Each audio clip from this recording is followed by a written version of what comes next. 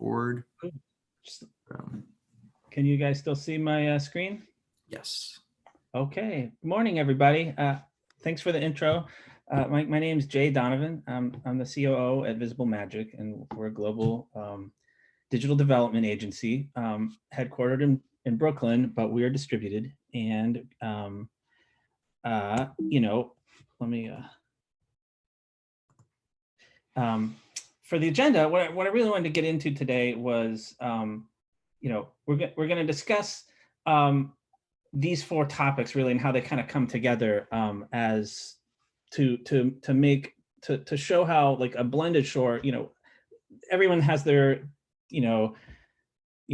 onshore, offshore, mixed shore, blended shore. You have to like come up with your own. I kind of came up with the blended shore. I'm not sure if somebody else already coined that, but it's a positive spin on it. Anyway, my point is we'll go over kind of these 4 points and kind of lead.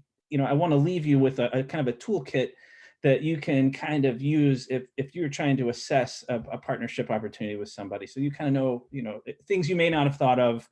Maybe you already thought of them and you've had experience working with teams, mixed shore teams. But I just wanted to leave you with that. So first, and the obligatory, who are we, and I'm going to go super fast with this because really this is about you guys and not us. But just so you know some context of who we are. Visible Magic dev shop. John and I met at TechCrunch a decade ago and partnered with Victor to come up with we decided after working for a lot of places and building apps, and writing about apps and doing all this stuff, we were like, hey, let's do this on our own. Let's do it the way we want to do it. And so that was our, a couple years ago, we put together the company, and that's where we went from. And really, what we do is we build apps, websites. We do it in a way that our clients can afford, and that's part of how we do it is through a blended shore approach. And we manage details, take care of it after it's built. Blah blah blah. We have we focus on our companies. We really are focused on their strategy and letting them do things the way they need to. And we've got a bunch of examples, and I'm not really going to go through all of this stuff. Just know that we've built a lot of apps, a lot of AIs, and a lot of blockchain stuff, and even some regular old websites. So that was fast. So before getting into blended shore, it's important, I feel like, to review a little bit of the state of the world right now, because things have changed a lot, right? 2020 was a bummer, but we still think that the future is bright. And before, I also want to say, I can go through this whole deck, or if you guys want to just ping me with questions in the middle of it while it's hot on your mind, you can unmute and just interrupt me. And this can be like a lot more of a conversation than like me sitting up here pontificating. Okay, so feel free, if you do have a question, just let me know and we can talk about it right away.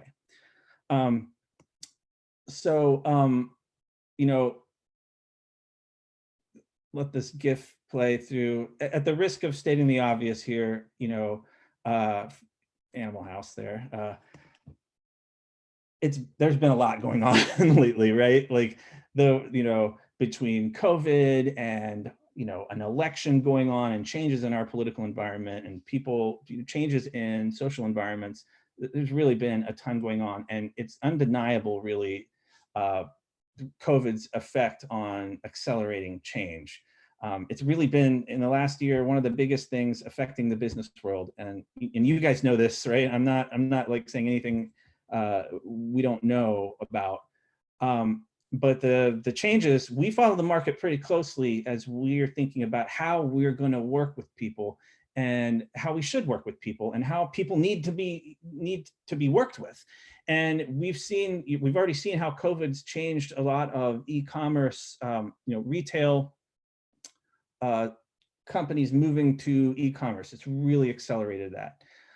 That 2% there is a lot, for a year. And not, this is poised to continue.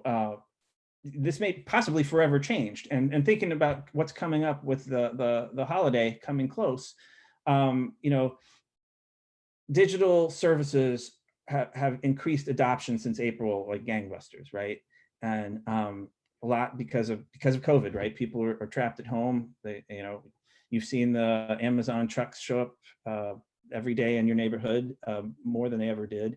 And this change is more need for digital services and digital products. And we're watching that very closely. And but with this change to this increased consumer digital interaction is the need for a workforce too, right? Digital workforces that make these digital experiences are needed more than ever. And you know, people aren't just at home buying stuff. The workers who are building these things are at home too, more than ever before as well. And you kind of look at this Pew chart here, shows like, you know, these post-grad and people with bachelor degree and post-grad, which probably are a lot of digital, you know, which equates with a lot of digital workforce, people with advanced skills in digital. They're working from home more than ever, you know. And this is important to note. But it's not just that they're working from home. The perception of working from home has changed too. And I promise this is related to Blended Shore.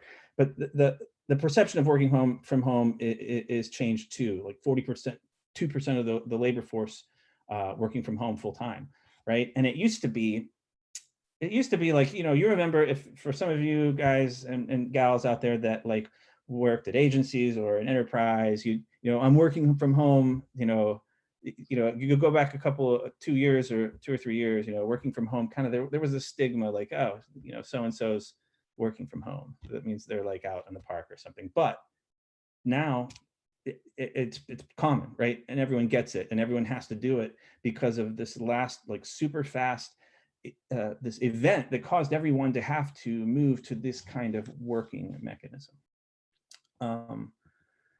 And really, these changes are going to be harder to undo. They're going to be hard to undo, right? You know, not everything can be done remotely, but the things that can be done will be going forward in the future. It's going to be different now. People can work where they are, wherever they are. But business leaders, some more data here, the business leaders are really seeing the benefits of this change too. It's not just all gloom and doom, you know.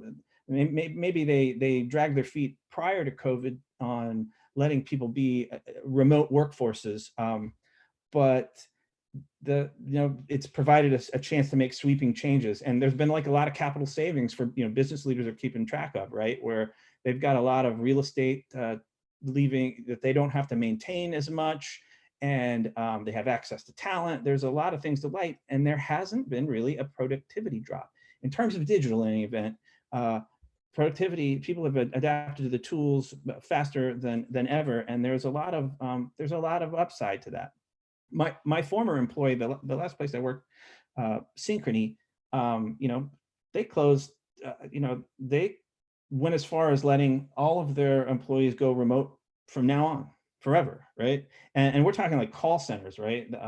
Like, and you know, they've closed tons of their footprint to hybrid models or remote models. So it's important to business, and there's going to be, you know, and leaders keep it as they keep evaluating these cost savings of digital working, the changes will keep coming. And you know, even business travel, right? People have gotten used to, here we are. I'm not in Louisville today, like I might have been like, you know, 2 years ago. I'm doing this remotely, and we're still able to have some value transfer, right? And this quote Bill Gates put it up there, just, you know, the way I can hear his voice, like as I was reading it, and you know, where he said, you know, he says, there will still be business trips, but you know, less. So, you know, there is something to be said for people coming together to work in a place, you know, there are times that it's still really going to be necessary, and hence hybrid models of working coming in the future versus totally remote. But regardless, the point is that, you know, the reason I bring all this up, right, like, is because the bottom line is that digital products and digital workforce to create them are more in need than ever. The way that the world has changed, more need for digital tools and products and services, and the changes of the environment have created an acceptance of this flexible working arrangement in a way that it never was before. Businesses and business leaders see productivity and as I mentioned, the productivity increases and cost decreases, they're really starting to think more flexibly about how people can get work done and who they can work with. And so what the point of this, us reviewing the state of the world, is that Visible Magic, we interpret these trends as bolstering a newfound appetite for blended shore development, to help people and businesses get the things that they need. So that's like how we've been reviewing the data on the changes in the state of the world to help us plot our business path.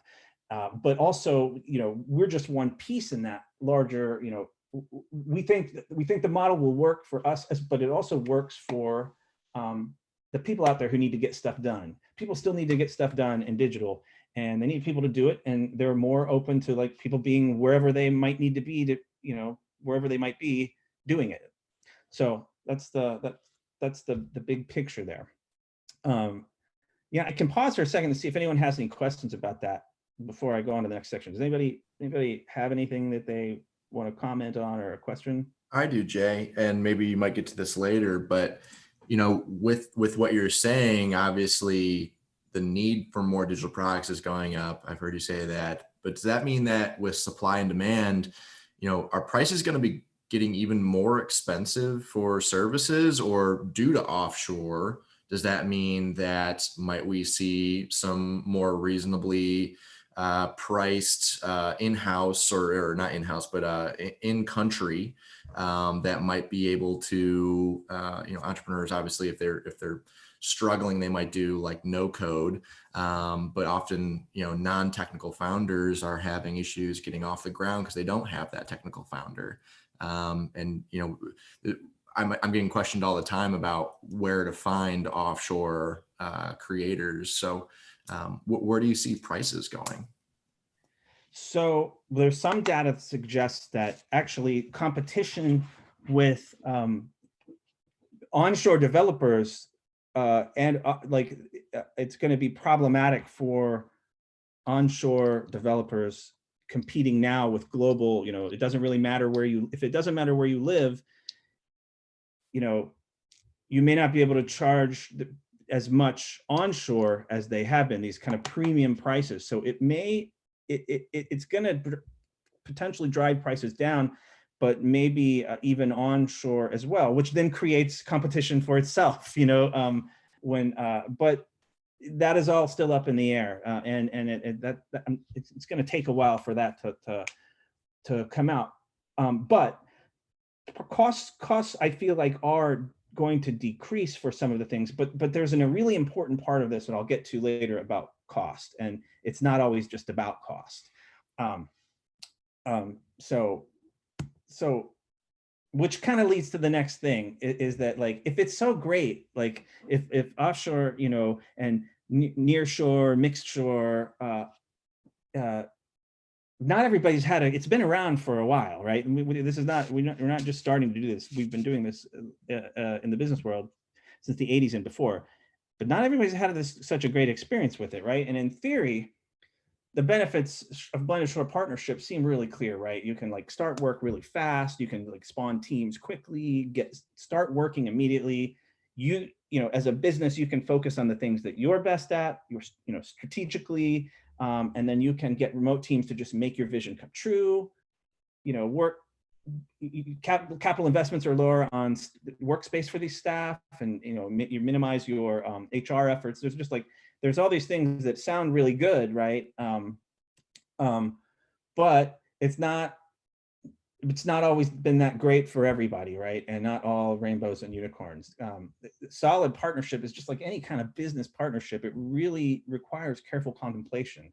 And you have to weigh risks and benefits no matter what, because there are a lot of companies that have had really bad, horror stories about offshore development, or been burned, and that puts a bad taste in their mouth, and they're afraid to come back to it later. This is a phenomenon, right? And there's a lot of reasons for this. I've got a couple here, some horror stories I've read about, nested subcontracting, right? Where kind of that lack of transparency sometimes with offshore companies can lead to, like, one company subcontracting to another company subcontracting to another, and it's nested in. And there was like one story about the state of Florida, that did some work with a development shop that subcontracted it ultimately to an offshore company that didn't follow best practices for security, and they had like a data breach, and like that's like a disaster, right? That's like that's the worst case scenario. But there are also, there can be time lost in communication barriers, whether it's like language barriers or time zone differences. People sometimes have had questions about that. And there's quality promises that don't always deliver, and even disappearing acts, right? Like ghosting doesn't just happen on dating apps. It can happen on with your development team if you don't pick the right person. You can't get a hold of them, and your site's down, or your app is misbehaving, and these kinds of things, these horror stories people have heard about or experienced themselves, breed some kind of nervousness for working with offshore. So that's why like it's really important to focusing on cost savings alone versus your product and service strategy is really a recipe for disaster. I can't say how important it is to make sure that the technology, they teach us in business school that like the technology is at the end, right? The strategy and the consumer are at the focus of what you're trying to do, and then you decide the technology that achieves that strategy later. So that's important, no matter, that's just an important thing to remember for business. And this complete strategy really precedes it, the technology decisions, whether it's offshore or onshore or whatever. So focusing on cost, but now that's easier to say than said than done, right? Because when you're a lean startup, when cash is, it's nice to be noble and like have this like, our strategy, folk, we've got this perfectly laid out approach, but when cash is on the, when you don't have enough cash, you're like, well, we got to get this thing done and we got to do whatever. So it's easy to say, what I mean is like, I'm not trying to pontificate about strategy here. It's understandable why people need to make decisions based on the cost of the services that they're getting. So that's kind of coming back to what you had said earlier, Mike. I wanted to like, it's a balance, right? Just like you said, the cost could be coming down, but you have to weigh that against the risks. So where does that leave us now? Really, we feel like there's a new way coming, right? Outsourcing, the old way of disappearing acts, the people that you can't get a hold of, or you're trying to talk to people in different time zones and yourself, and you don't have the support you need. Those are older ways, and there are new ways to frame these, an approach to working this way with transparency, right, and more successful. And so, a new way to think about getting the best of both worlds is to think of your partnerships in terms of value, right, not merely cost, and thinking, co-sourcing, not outsourcing, right? You working with a partner that may be offshore or may have offshore components, onshore and offshore mixture, it really still comes down to, can you guys figure out a way? Have they set up their system in a way that lets you still sit side by side together, so to speak, even if it's digital, to create value and stay focused on your strategy? Are they paying attention to what you're saying and not just looking at SOWs, and executing without asking? A good partner is going to ask questions when they see something wrong, and not just like take money and time and materials and then keep saying, oh, that's not in the requirements, it's not in scope, let's do something else. They should be helping you sniff out those problems alongside and working with you still as a partner, even if they may be an offshore development shop. It's about partnership, right? No matter where people are. And it's about building contact and networks of teams and people that offer value. So I can't say that enough. You have to be focused on where they're adding to your value, and if they are, and if they're not, then you got to rethink this. And if you're doing it right, when the partnerships are set up correctly with tight strategy and focusing on value and problem solving, asset location really can become irrelevant. right? If a company is setting up communication so that there's you know, a single, you know, single points of contact, then really, you know, you can figure out a way to work together, and it doesn't really matter who is where, or where the offices are, or if they have like a Zen garden in their office, like in the olden days, you know, you'd go to an agency, you know, to do work with, and you're like, you have a really expensive Zen garden in your office. Is that why our rates are so high to pay for the Zen garden? So I digress. But that's where we feel like it's heading. That there's still, the bottom line is, it's really, there's a possibility for partnership, like working with onshore, with people with offshore assets, as long as that company is, you know, has thought about this and you're choosing wisely who you're working with. I'm gonna pause there for a minute to see if anybody has any questions about anything I've mentioned so far. Anybody? Okay. I have one question. I Oh, want yeah, people for another sure. chance. Otherwise, I'm gonna take all the time. How do you verify quality then? You know, we just talked about, you know, cost benefit, you know, cost versus quality. How do you verify, especially when it's offshore? Do you need to bring in a technical person just to kind of be a validator for you? Yeah. Well, let me skip ahead to that question, because I knew I should stop asking questions. I no, no, it's great. This is great. to your slides. Um, the point is, it really, it's okay to interview and think about interviewing the people you're working with. It's okay to ask for resumes. Like, who is the we need to, for Visible Magic, we've worked with some of our partners, agency partners, like, we need to see the resumes and the skill set of every guy that's going to be on this team. And they take it very seriously. And we're like, that's fine. If somebody's like, doesn't want to do that, then that's an alarm, like, that's an alarm bell you should be, you know, thinking about, like, because they should be able to show case studies. You should be able to see work out in the field that they've done. Sometimes that's not always possible, because due to way contracts are written, you can't, as a development agency, you can't always show your best work because it belongs to somebody that you've done the work for. And that's always a bummer. You're like, we have these great things, but it's super secret and we can't tell anyone. But it should come down to asking questions and getting the answers that you're looking for. That's the bottom line. And Are you so, following up with companies too on their resume? Are you going and questioning the companies that they did the work for? you mean companies that you mean that Sorry, I shouldn't say you, but a person, that a non-technical founder that is hiring an offshore, are they then looking at the resumes and then going to ask the companies what their thoughts were on utilizing that contractor? You know, I don't know. I don't know in our experience if that's happened, but it should be able to.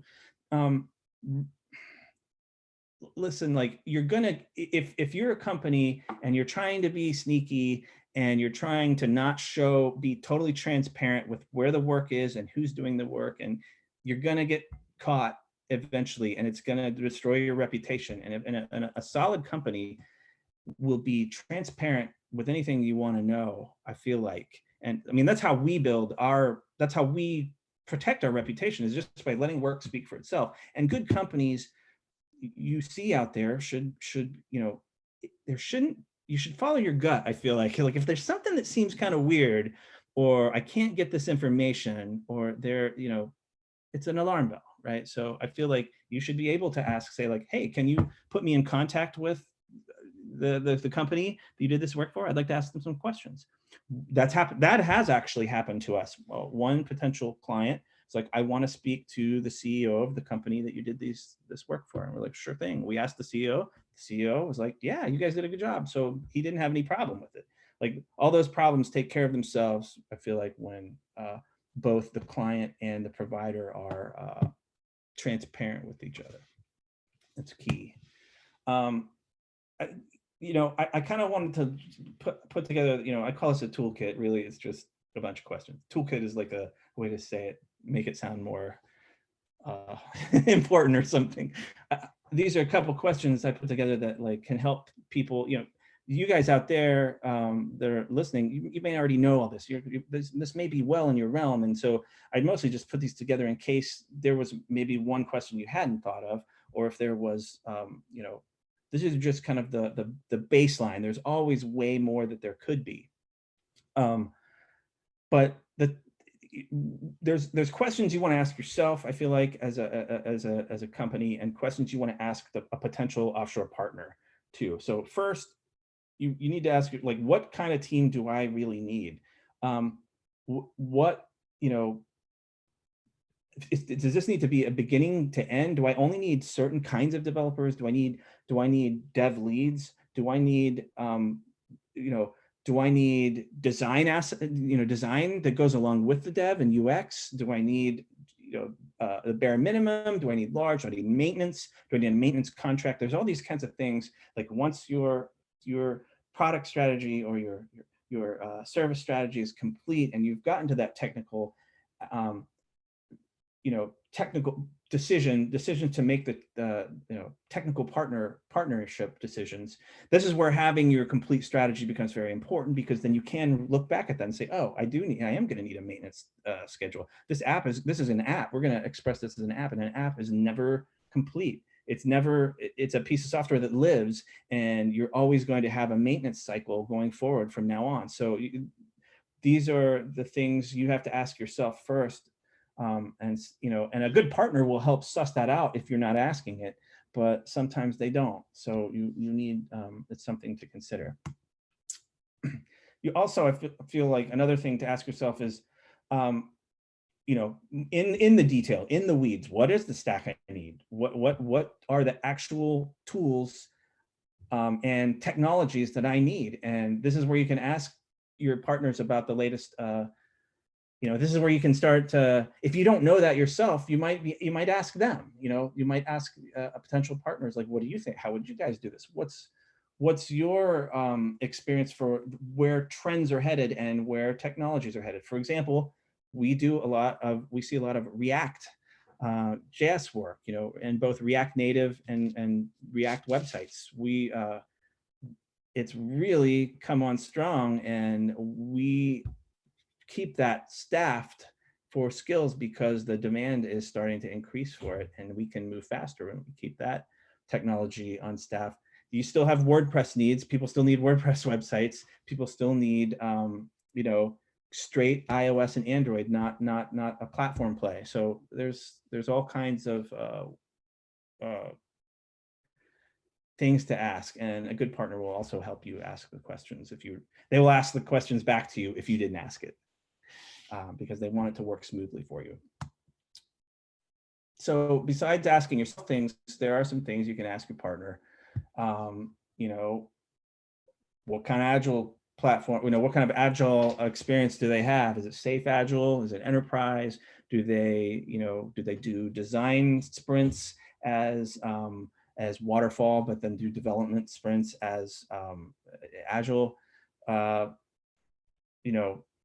There's tons of detail you can get into, and you will need, it's good to have a person on your side that knows the questions to ask, a tech leader, because the way Visible Map, and I'm not trying to keep going back to how we, I'm not selling these ideas to you guys, selling us, but I can speak from our experience that because we took very careful steps to have onshore presence and offshore presence, right? To be able to offer high touch architecture and product management in the States, where people can get a hold of us right away. We have, you can talk to us, and yes, we may outsource some or all of the development. We don't always. It depends on the product. It depends on the skill set. The point is that you need to be able to, we've even become a technical partner outsourced for companies. we have been a CTO, temporary CTO for those companies. We have done change agent work where people have asked us how to set up their Agile shop, and our CTO went and did it. So there's lots of ways up the mountain, and really it comes down to creative thinking and planning. And you can get the things, you can get what you need from these kinds of setups. Something that's always good is to kind of get those. It's always good to ask if the developers are on staff or if they're freelance. There are some offshore shops that will do it like totally with freelancers, and they're kind of like it's just in time operations. They may not have float for keeping people on staff. It's good to know, because then about continuity of code, continuity of service, memory, institutional memory about your work. People are always coming and going.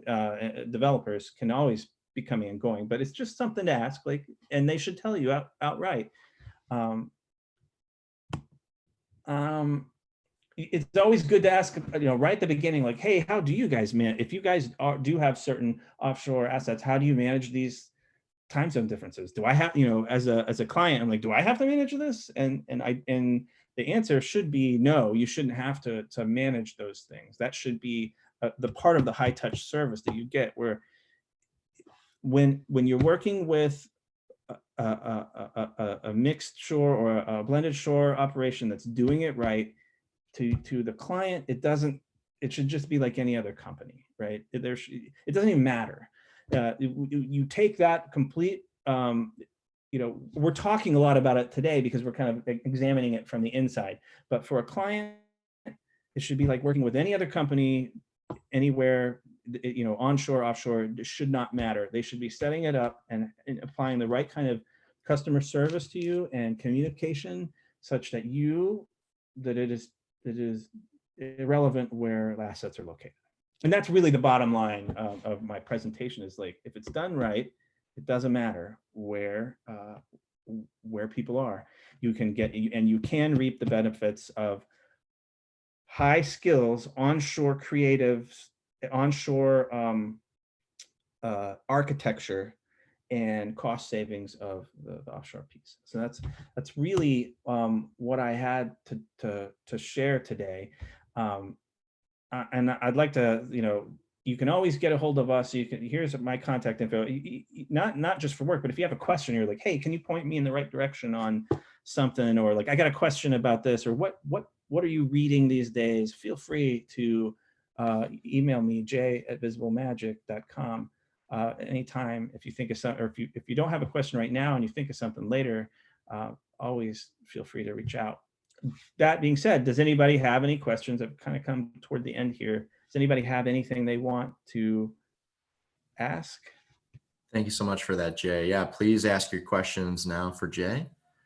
Also, obviously, his email is there if you need to ask later.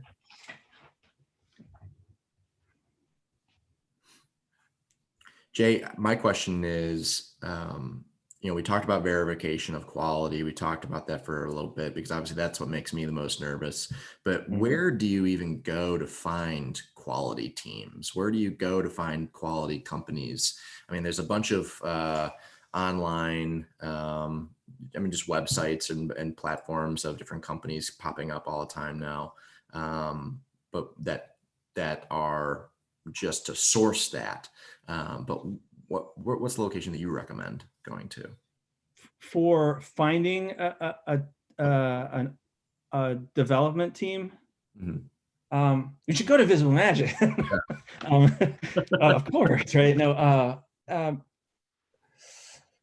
well, I feel like I don't know. I don't have a website resource in mind right now, because a lot of that has been word of mouth that I have, over the years. I've heard from people, like, I can't emphasize enough, a reputation does really precede. Like, there are huge companies like Cyclum and, or overseas, and Cap Gemini and all these that are as much like placement as they are, like placing developers, as they are a team. And that really depends. You can think about those kinds of companies if you have like, that just depends on the nature of the problem you're trying to solve with digital. Let me think about that. I'm sorry I don't have an answer for that right away, but let me come back to you with that one. I'm sorry about that. The we talked about costs, and is there a range that you have kind of come across that seems to fit most projects for offshore teams, the pricing of a project that goes offshore? I mean, yes. Now it depends on. This is where it depends. Quality, I feel like, depends on parts. There are some parts of the world where developers have a good reputation, and there are other parts of the world that have different reputations for quality. And I don't know if that's and I make no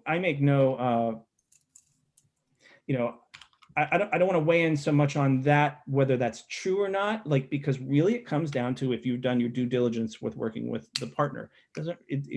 You do have as a client have a responsibility to like try to vet that, like by asking certain questions.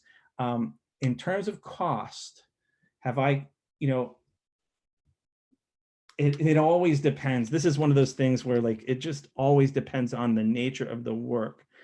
But if things are less complex, the cost savings can be, I feel like, a third or more. It really, it can be more than that. It really depends.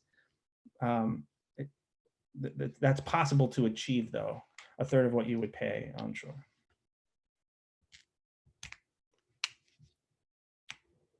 It's pretty. Any other questions for Jay?